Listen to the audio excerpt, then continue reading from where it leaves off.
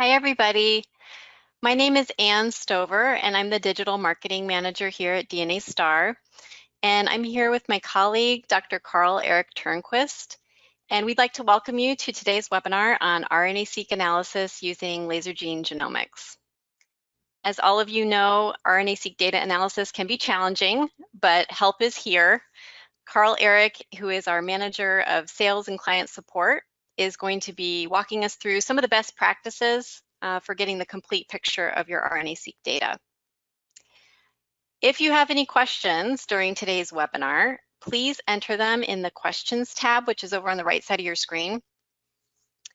We'll probably pause for questions somewhere in the middle of the presentation, and then we'll hopefully have time for a few questions at the end as well. If we don't get to your question today, don't worry, we will follow up with you afterwards through email. Before I turn it over to Carl-Erik, I wanted to quickly show you where you can find some additional web resources on our website. So let me share my screen with you.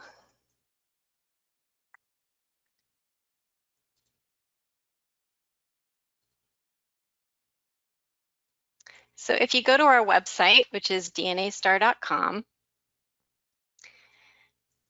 you'll see our workflows menu. And this shows you all of the workflows that our software supports. Sometimes we have a lot of people doing RNA-Seq and other transcriptomics workflows, and sometimes people don't know where to start. So if you don't know where to begin, this is a good place to start. All of these workflow pages are basically laid out the same way, but let's look at the RNA-Seq page.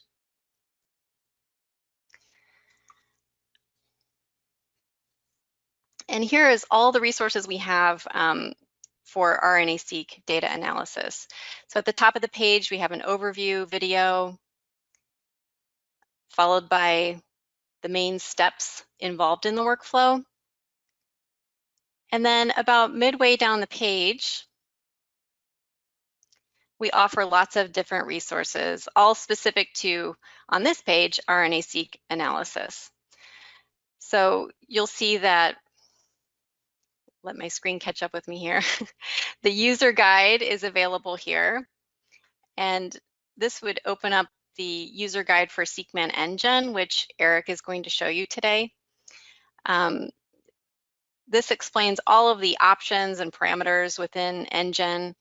So if you have a question about any of those, this is a good place to start. We also offer written tutorials in this document that you can walk through with data that we provide. So back to the workflow page, you can see we also have resources like posters, white papers, past webinars, blog posts. We actually have a new blog post that was just put up this week on RNA-Seq assembly and normalization methods, which Carl-Erik was interviewed for. So that might be one that you want to check out. We also have lots of video tutorials, FAQs that we've gathered from our customers over time. We have benchmarks. We also have citations of our software being used for RNA-Seq projects. So that's basically what's available here. If you end up on any of these pages and you think of a resource that you wish was available but isn't, please let us know that. We're always looking for new resources that we can develop and have available to our customers. So just wanted to show you that quickly. I'm now going to turn it over to DNASTAR's Manager of Sales and Client Support, Dr. Carl-Erik Tornqvist, who's going to be presenting for the rest of the hour. So let me turn it over to you, Carl-Erik.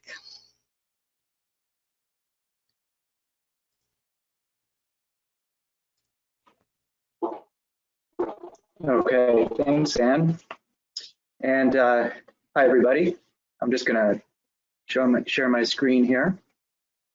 So thank you all for attending this webinar on RNA-Seq analysis using Lasergene Genomics. I'm going to start today by presenting a few slides, a few background slides, and then I'll go into a live demonstration of the software. So a little bit about me. I'm a plant molecular geneticist by training. I started my research career investigating plant pathology with solanaceous species, namely tomatoes and potatoes. And then in graduate school, I moved on to working with the model plant Arabidopsis, where I investigated growth and development. And finally, as a postdoc, I worked with switchgrass on a biofuels project.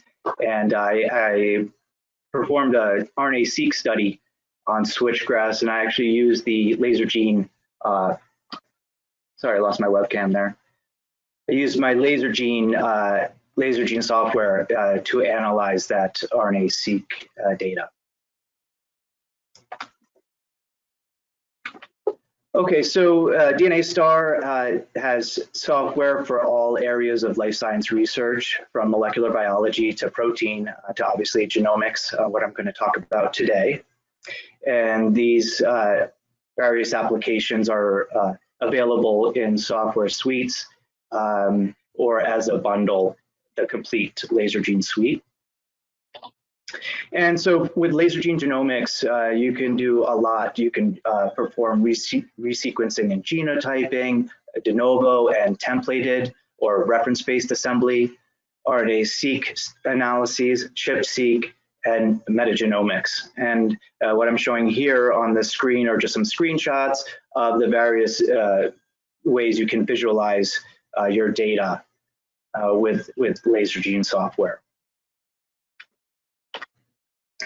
So just to go over briefly some key concepts for RNA-Seq, it's really important to have a good experimental design, know what samples, what conditions you're going to be testing, make sure you have replicates and how many replicates do you need for your specific question that you're asking. It's also important to know the type of RNA isolation method you're going to use. Are you looking for long RNAs or are you also looking for short RNAs? Also, choosing a normalization method that fits with your experimental design and your data is very important. Also, a test for differential expression. That's usually the main focus of an RNA-Seq experiment. So choosing the correct test, namely statistical tests, to determine whether differential expression is significant or not.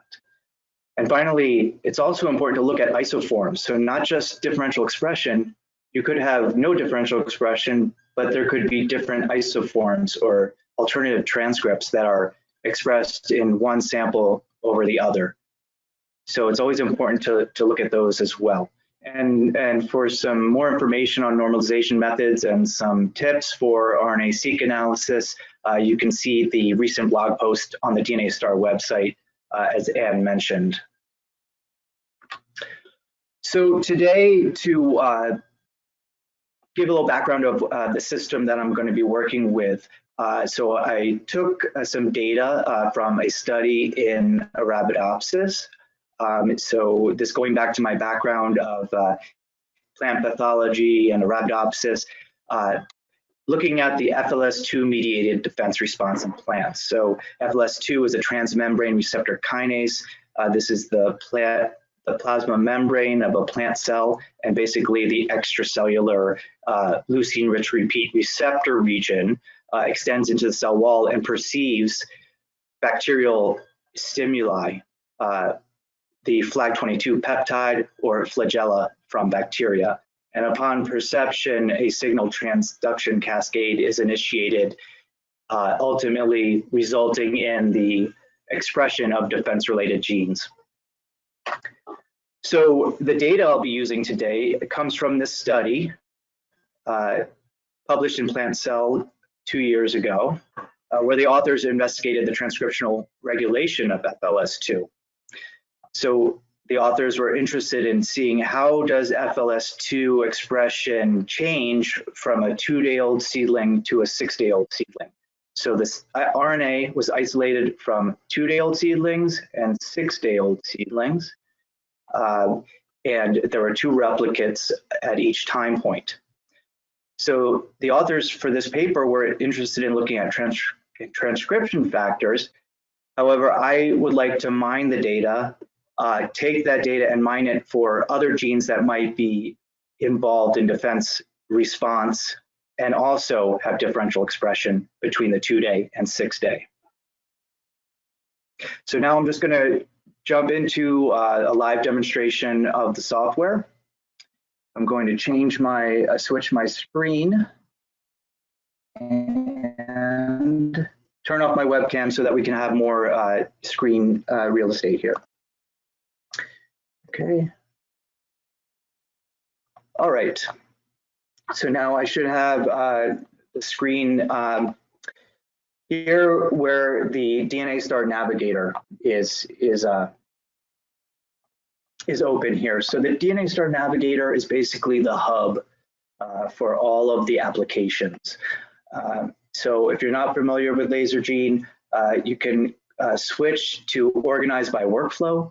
And so you can choose this welcome screen, ask you what do you want to do, so you can find the workflow that you need to use within your area of research. And if you find for example, transcriptomics, I can go to RNA-Seq and click on that, and that will open the appropriate application to start your analysis. Now, if you know the name of the application, you can organize this navigator by application. And I know the application we're going to be starting with or using today and starting with is called SeqMan NGen. So I would click on that and SeqMan NGen would launch. But I already have that open. So I'm just going to go ahead and restore that. And so SeqMan NGen starts with a welcome screen, like a lot of our software does, guiding you through what the workflow that you want to do. So we want to start a new assembly. So I'll click New Assembly. And then this guide or wizard will guide you through the process of setting up your assembly. So you have all these types to choose from. I'm going to choose RNA-Seq transcriptomics. And because we're interested in a quantitative analysis, I'm going to click on RNA-Seq under quantitative analysis. You can also do a de novo transcriptome. So RNA-Seq under quantitative analysis, and then you're guided to input a reference sequence. So you can add a reference sequence that you might have saved, either a FASTA file or some other file. You can also download directly from NCBI genomes, or you can download a genome package. This is a DNASTAR curated genome package. This is the recommended genome reference to use, because not only do you have the annotated genome, but you have additional data such as dbSNP information for a given organism. So just to show you, if I click on this download genome package, these are the organisms for which there are genome packages available, and Arabidopsis, being a popular model system we'll work with, has a genome package available. I already have it downloaded, so I'm not going to click select, but just to download it, I would only click select, and it would immediately start downloading and then appear in my reference file. So since I already have it downloaded, I'm going to click Add Genome Package, and then I'm going to navigate to where I have it saved. And I have it right here. This is dbSNP 138, Arabidopsis TARE 10, so the latest version, and I'm going to select that folder. And now you can also add auxiliary files such as a VCF file or bed file if you want to target specific positions in your assembly. I'm just going to leave that blank. We're not looking to target any specific regions at this point. So then I just click next. And now you're guided to input the sequences. So you can choose from Illumina or Ion Torrent. The data I'm working with today is Illumina. The experiment setup is multi-sample replicates. Remember, it's 2 time points, a 2-day and a 6-day, with 2 replicates each. I know that the reads are paired end, so that is checked by default. And now I will add my input sequences. You can add a folder of sequences. You can add from the cloud.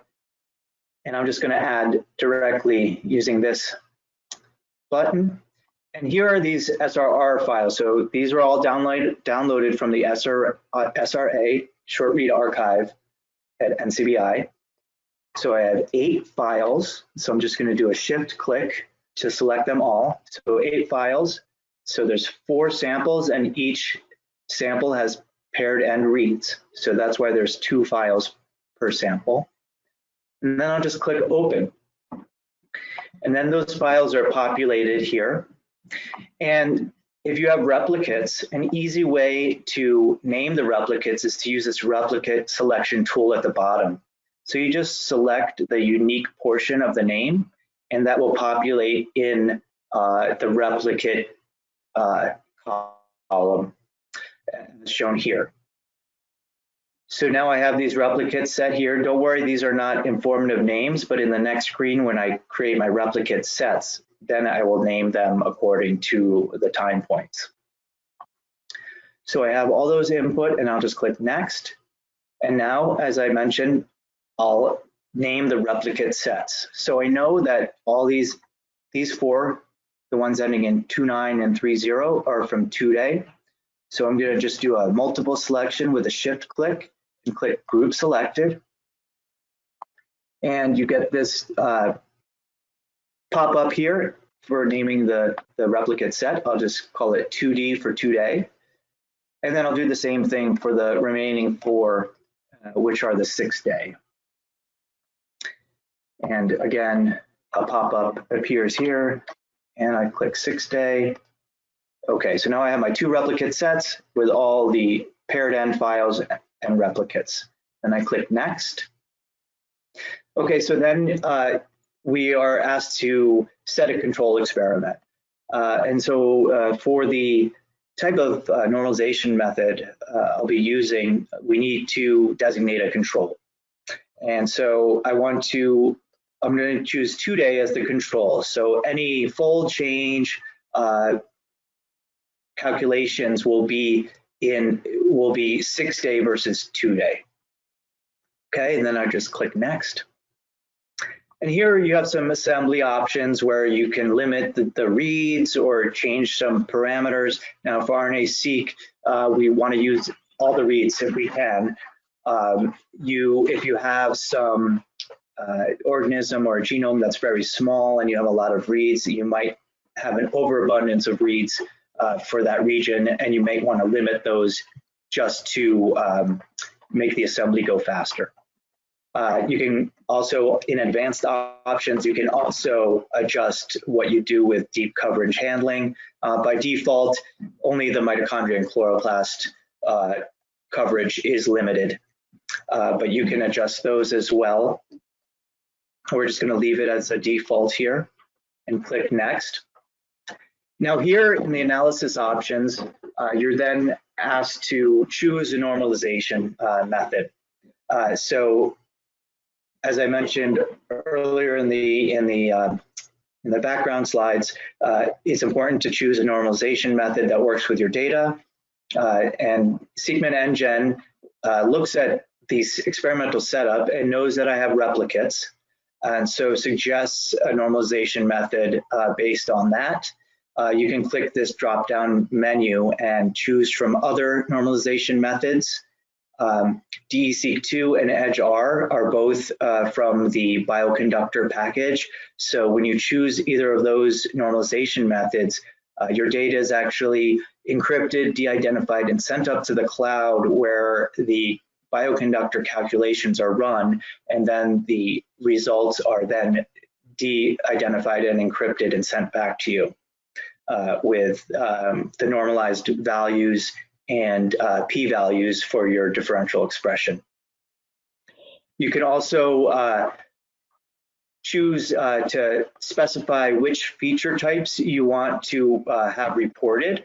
If you leave that checked, the defaults are listed here. So CDS and mRNA are redundant, so we just need one of those checked. And ribosomal RNA, it's good to have that mapped, so if there is contamination, you can actually see that in your results. And then exclude pseudogenes, excludes any annotation that has pseudo in the name, since we're not interested in pseudogenes for this experiment. Now, another aspect here is that you can, with Lasergene software, just by simply clicking on detect SNPs and other small variants, you can add a whole analysis for variants to your RNA-Seq assembly. Whereas other software might require you to go through the whole process again to set up the variant detection in a separate assembly. Just by clicking this box right here, you can detect SNPs and small variants. It'll make the assembly take a little bit longer, but you'll get a lot more information out of it. And then with advanced analysis options, that's also for your variant options. We're just going to leave that as default since we're more interested in the RNA-Seq differential expression analysis.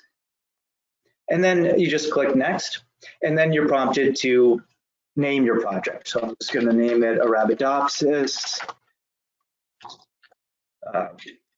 RNA-Seq, and I'll just say 2-day versus 6-day.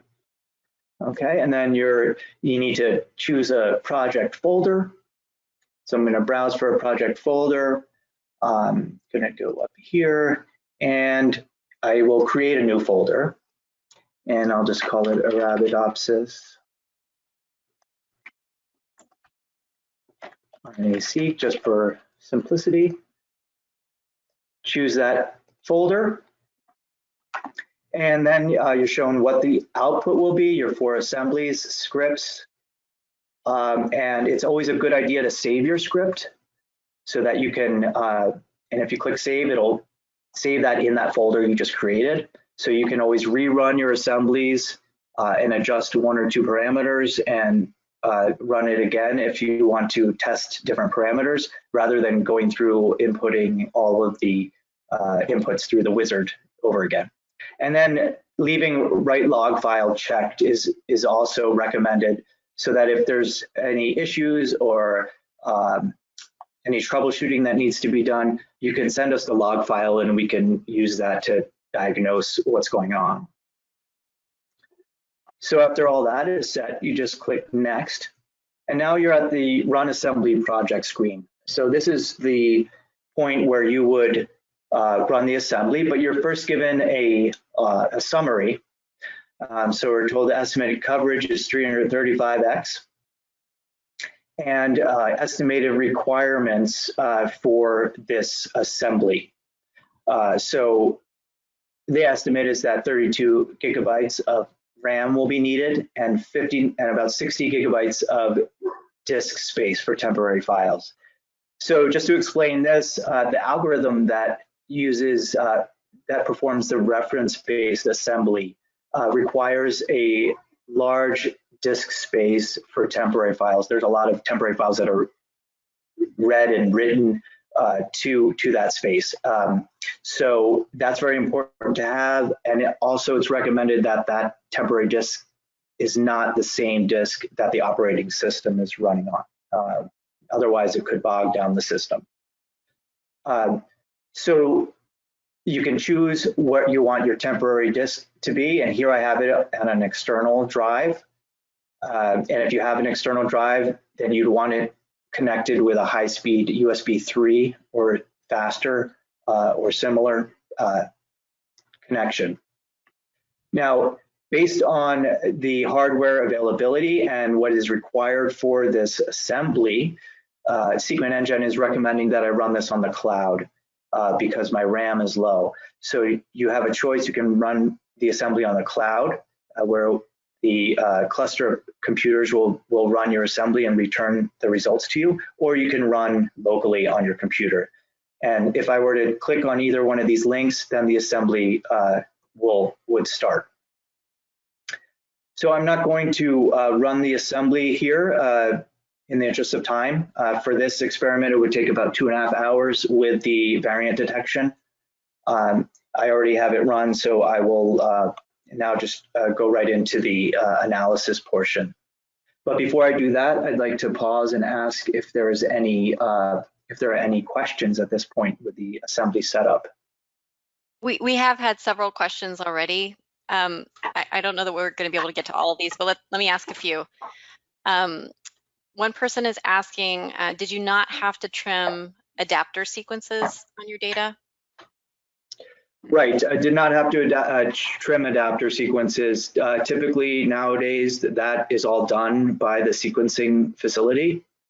Okay. So you should get those clean reads. Okay. Will cloud assemblies always be faster than those on a local computer?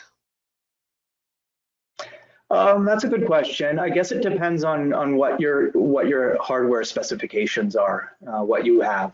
So yes, the cloud is going to be fast and doesn't require you to have that hardware. So those are advantages. But if you have a decent computer, again, depending on what the requirements are, it might not be faster.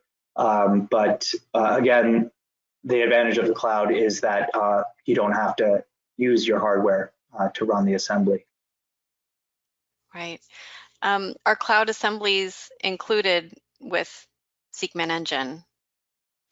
Yeah, so with your with an annual license, you'll get 5 assemblies. I believe it's 5 free cloud assemblies come with the license. And then you can certainly purchase more. It's for a nominal cost. I think there's a package of 10, and that might be on the website as well.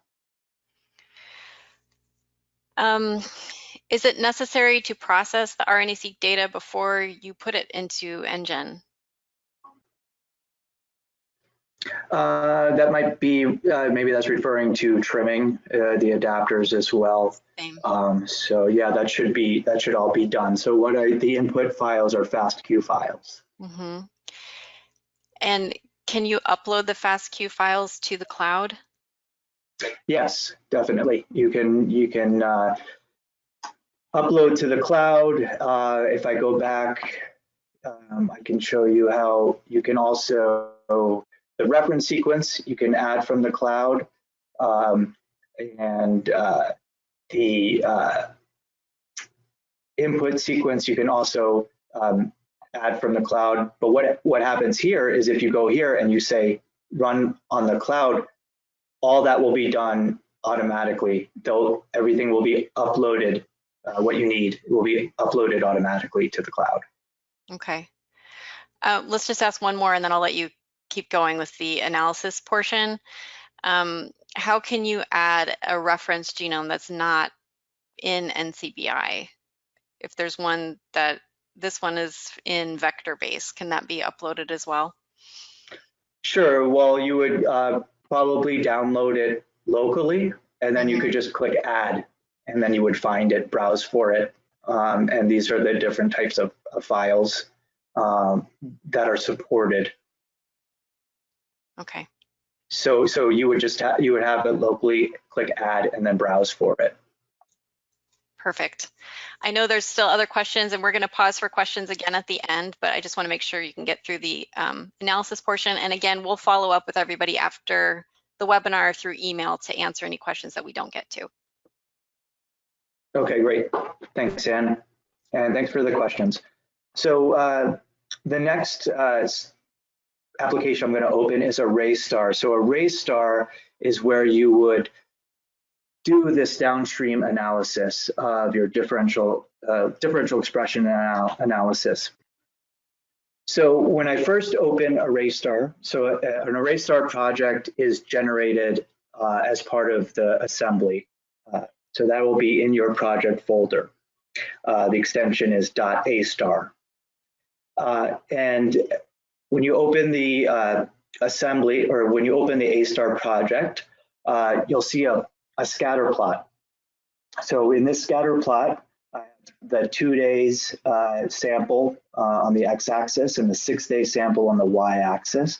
And these are the R logs, or regularized log values. These are the normalized values from DNSTAR.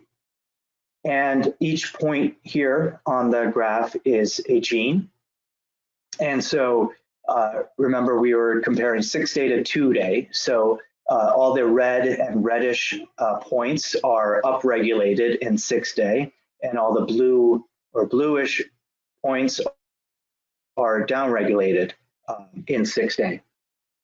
And first thing you notice is that this is a pretty symmetrical looking plot here, and which is to be expected. There are a lot of genes upregulated and downregulated over this relatively large jump in development, 2 days versus six days when a seedling is developing, transitioning from using nutrients in the seed to generating its own energy through photosynthesis. So a lot of changes going on here. So this is to be expected to see this. Now, if you have other studies where you might have a knockout versus wild type, maybe you're only going to see a few genes that are differentially expressed. Or if you have a sample that's maybe tumor versus normal, you might only see a few. But because of these, the samples that are used here, you see a lot of differential expression. So the first thing I can do is, since DSeq2 generates p-values for your expression, for your differential expression, I can filter based on that p-value to see which genes are indeed significantly differentially expressed. So to do that, I'm going to go over to Filter, Create Custom Sets, this link over here on the right. And this quick gene set creation window pops up. Which experiments to compare? I'm going to leave it at the 2-day versus 6-day. And so I move on to step 3, comparisons. And here you can choose to filter based on signal threshold, the fold change, or p-value, either one or all three. I'm going to uncheck signal threshold and fold change. And just for now, I want to see which genes have a p-value less than 0.05. That would tell me that they are differentially expressed. So then I'm going to click Finish, and a gene set is created. If I hover over this, you can see in the lower right panel, this set contains 15,800 genes. So if I go over to the Set List tab, I can see that set was created there, 15,800 genes. So over half of the genes in the genome show differential expression, which is to be expected for these two developmental time points that are being compared. So now I want to see what are these genes. So this is the Set List tab. I can go over to Actions, select and show the table of this set's genes. So I'm going to click on that. And here we can see, if you look in the bottom left corner, 15,800 genes out of roughly 29,000 genes. So this gene table is a multi-state table. So you have the selected genes, but if you scroll down, you can also, you have the unselected genes, so the genes that don't meet that p-value criteria. I can change the table so that it only shows those selected genes by going to this choose quick filter drop down and select show only selected genes. So now it's 15,800 out of 15,800. So now I can sort this table and only have those selected genes that have the p-value less than 0.05 shown on the table. So what I can do here is just click on p-value so you can see the range from 0 to 0.05 here. And if I right click in any of these, I can choose select in all views.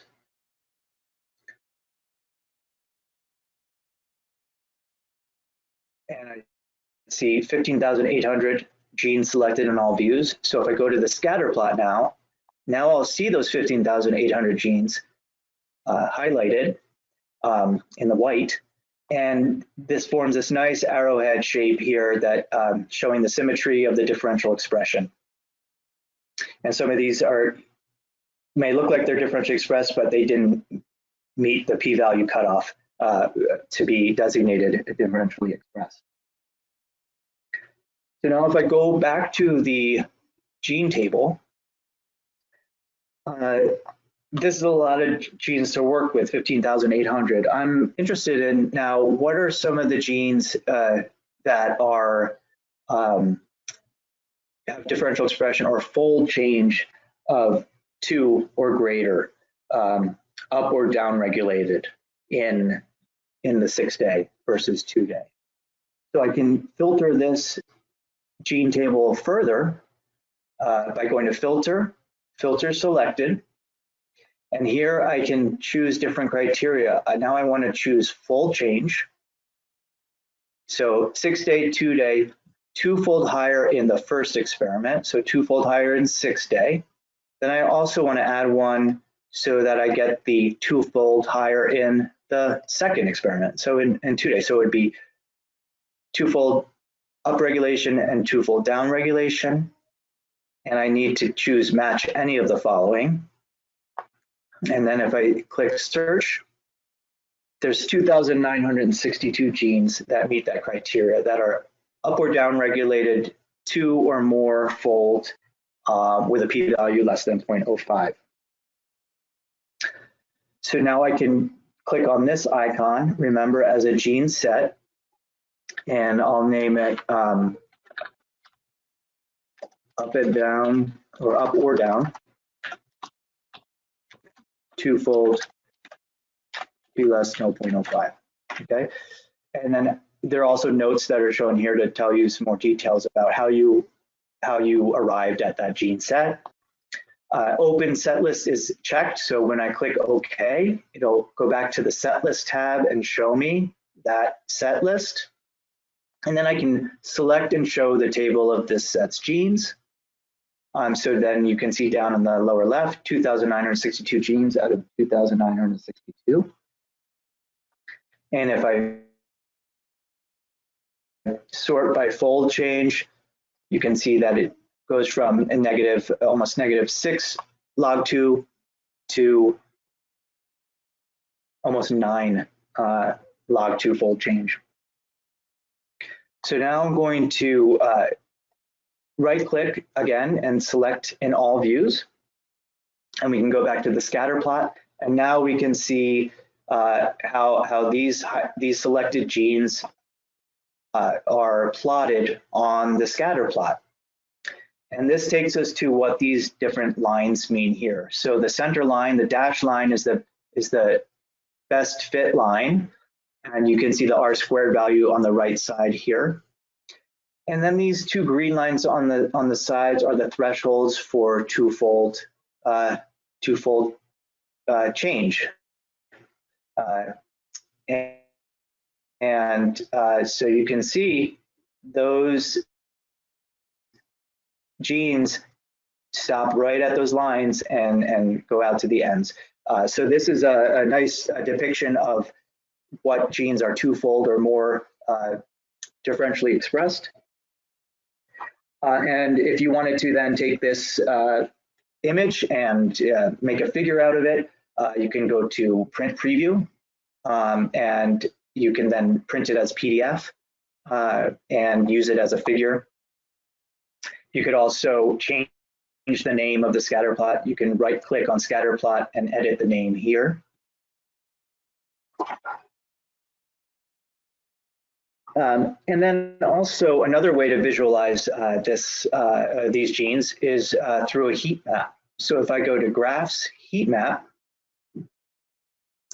now hierarchical clustering is being performed here, and the clustering results are shown on the left, these are all 2,962 genes in that set, and 2-day is on the left and 6-day is on the right. And so red would be increase in expression, while blue would be decrease. Again, you can save this or print this as, save it as PDF to use in a figure. And this is actually, I used a bunch of heat maps as in many figures in my switchgrass paper. Okay, so going back to the gene table. The question is now, what are these genes? So I know they're differentially expressed, but they could probably have a lot to do with growth and development, and not necessarily have anything to do with defense response. And that's kind of what I'm interested in is defense response. So the authors of the paper where I got the data from were interested in transcription factors that were differentially expressed. I want to mine the data and see what other defense-related genes might be differentially expressed between these two time points. So what you can do then with ArrayStar is add annotations. So if we go to data,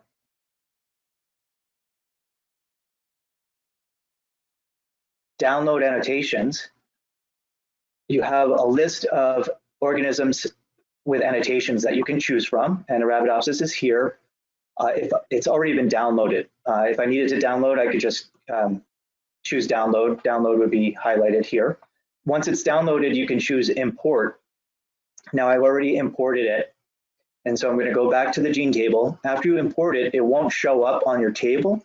You need to go to Add Manage Columns, and you'll see there's this Go Annotation category. If I click on that, I can choose Go ID, Gene Ontology ID, and add that column, and then click OK. And there are my annotations. I can make this column wider so I can see all the terms that are listed here. And I can also then sort by the Go ID as well. And you can scroll through and see a lot of them are related to growth and development or cell division and expansion, as you would expect in this time course where there's a lot of development occurring between 2 days and 6 days in the seedling. So now if we want to determine the biological significance of these genes,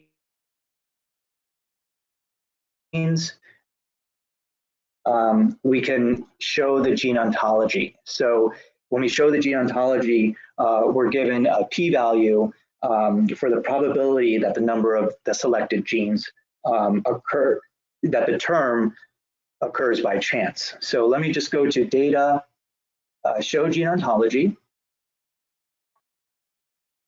And this is taking that selected list, the 2,962 genes. And on the right is a graph that shows the term and the p-value associated with that. So on the first one, if I hover it over, response to stimulus. So all of these, there's a very low chance that those terms are associated with the gene just by chance. And if we look on the left, you see the terms as well and the p-values here.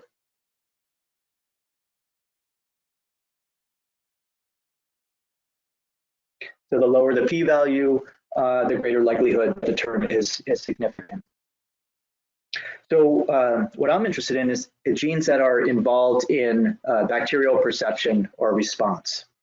So I'm going to go to biological process and open up response to stimulus, and then response to biotic stimulus, and expand this column a little bit, response to external biotic stimulus, and you'll see here response to other organism, and then response to bacterium.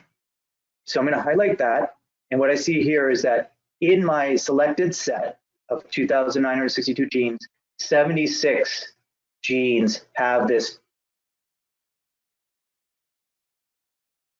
term response to bacterium. And it's significant out of 484 that are in the genome. So then once I find those, so I'm interested in those genes, I'm going to right click, remember current response to bacterium genes as a gene set. Okay, so then I'll just call it response to bacterium. And it's also twofold, and the p-value less than 0.05. And we'll open the set list when I click OK. And then let's look at these, select and show the table of this set's genes.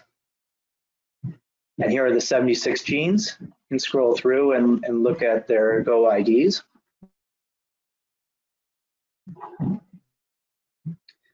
You can also then, I'm going to right click here, select in all views, and go to graphs and heat map.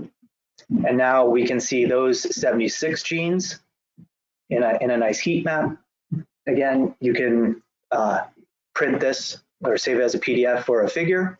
If I go to the scatter plot, we can see those 76 genes are in white, highlighted in white here. So I could again print a PDF, and here they pop out nicely. So now I want to, so then you're left with a nice list of 76 candidate genes that are differentially expressed in 2-day versus 6-day significantly and have a term associated with bacterial defense. So this could be a starting point right here. It's a manageable set that you can work with to investigate further, maybe do some knockout assays or some specific assays with some of these candidate genes. But now I also want to look at, as you might recall, I mentioned isoforms. So if you have, you might be missing in candidate genes if you're just looking at differential expression. So it could be that you have almost equal expression, but there's different isoforms or alternative transcripts are being expressed in one time point versus another. So in order to do that, I will then need to look at, I want to look at what are the genes that aren't significantly differentially expressed. So to do that, I'm going to select show all genes, and I'm going to select all, and then I'm going to select in all views, and I'm going to create a gene set, from this. So select and remember as a gene set, and I'm just going to name it all genes. So now I have these roughly 29,000 genes in here. And so now I want to see which of those genes don't fall into the less than p.05. So to do that, I'm going to go to the Venn diagrams and click select all genes, and then select genes that are have a p-value less than 0.05. And by default, you have this dartboard view, but I'm going to go to the classic Venn mode up here on the top left. And here you can see a nice display of where the 12,960 genes that don't meet that p-value threshold. So I'm going to click on that 12,960. And then at the bottom here, remember that as a gene set. So I'm going to call this p is greater than 0.05. And then I could open that set and show the table of the set's genes. And you can see the p-values range. Oh, I need to choose select, show only the selected genes. And so you can see the range 0.0501 to 1. And now I want to see, so what are some of these, what's the gene ontology for these genes here? So I want to look now, investigate what are some defense related genes here. So I'm going to go to data, show gene ontology.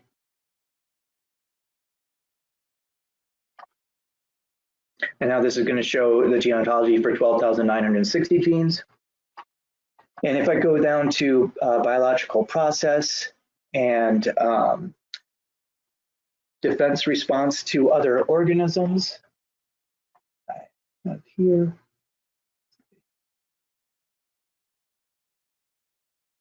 Response and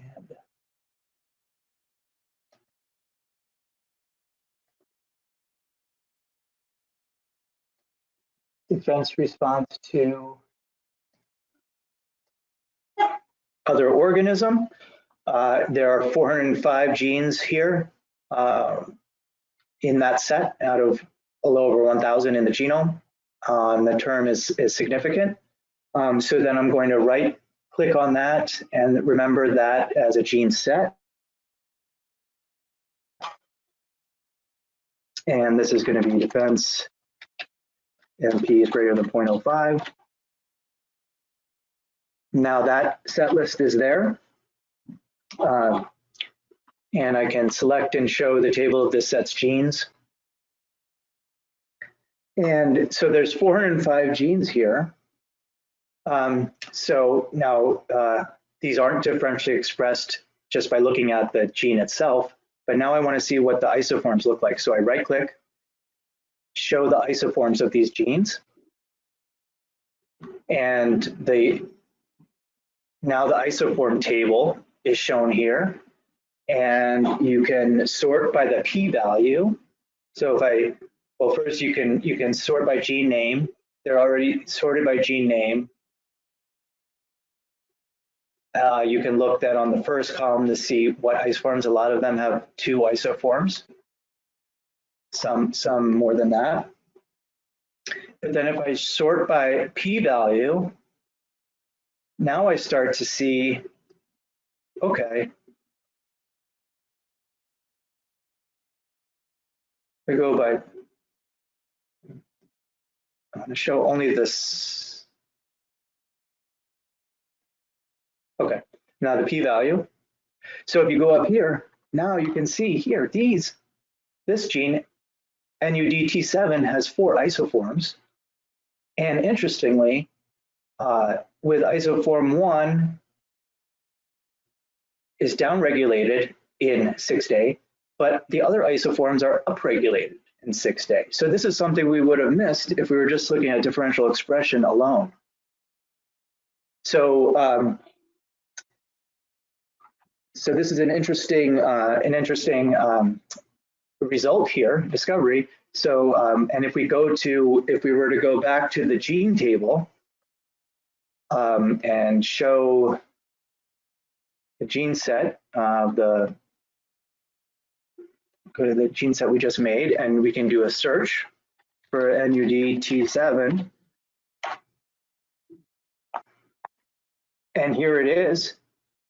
The p-value is not, we know it's not less than 0.05, and there's no,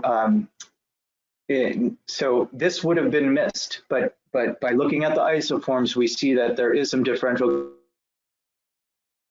expression on the different isoforms. So that could be another candidate that would be interesting to investigate further. So to recap, we've taken the existing data that's available in the public data set and mined it, asking a different question. We found the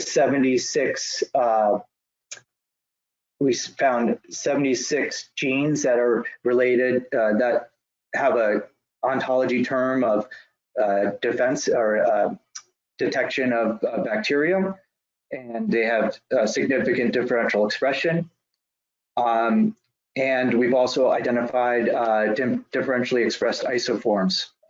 So taken together, these filtering methods and comparisons have pulled down the set of genes into a set that we're interested in, their biological function, and a manageable number with significant differential expression that we can investigate further as a set of candidate genes. And with that, I would be happy to take any questions you might have. We have had quite a few more questions. Probably not going to be able to get through all of these, but We've had a couple, 2 or 3 about SNPs and variants. Can you talk a little bit about that, how you could detect those and analyze those? Yeah, great. Oh, good question. Yeah, because I mentioned that earlier, how you could set up SNP detection, variant detection in the assembly, and that would be done in ArrayStar as well. So in your ArrayStar project, you have the SNP table tab. So if I click on that, here I see the individual replicates and the genes by row, and position, and then the gene that those variants occur in, and the type of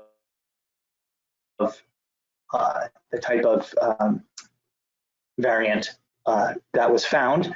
And as I mentioned, we use the genome template package. So if there is dbSNP information, you can find that in this column. If I sort by that, you can see all of these SNPs have some information. You can click on this link and it will bring you to a web page that describes that SNP and other organisms that SNP has been found in. So you can get an insight into the effect of those SNPs. Okay. We've had a lot of questions about hardware, computer requirements, technical requirements. Could you talk a little bit about what kind of computer hardware people need? Does it depend upon what organism they're using? Kind of what some options are if their hardware doesn't support the data that they have? Great, yeah. So hardware, it really does depend a lot on what your data is. So if you have a large organism or you have a lot of reads, and if you're doing a reference-based assembly, you definitely want a temporary disk space that can handle that. So we recommend a 1 to 3 terabyte disk just for the temporary files, again, separate from your operating system disk. If you're running a de novo assembly, that's going to be RAM intensive. So there is a blog post that was written by my colleague, Dr. Eric Cabot, 1 or 2 years ago that describes nicely, there's some graphs in there that show genome size, coverage, how the RAM requirements would increase based on that. So I recommend taking a look at that. We also have some specifications on our website, but it really is depending on the size of your genome and your read depth. You might, and that's a nice thing about the output before you assemble, that you're given this option. And if you don't have the hardware requirements, then you can run it on the cloud. And some users prefer to not invest in hardware and just run on the cloud as well. Okay, great. We also have several questions about reference genomes. So one of them is, in the case that there is no reference genome of a species, what do we use? Is it a de novo transcriptome, or do you use a related species that has a complete genome?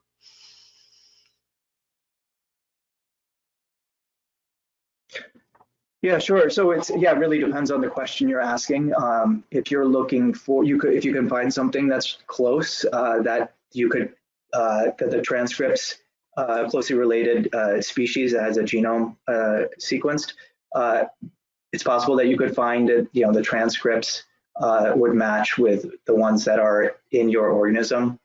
One thing you can do is, if you do that reference-based assembly, you also get a FASTQ file with unassembled reads. So you can take those unassembled reads and run a de novo assembly with those to see what kind of novel transcripts you get out of that.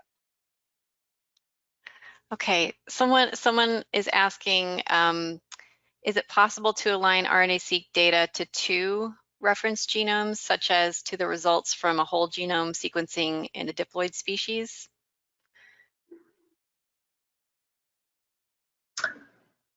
I know you can, so you could try, I know I haven't tried that, but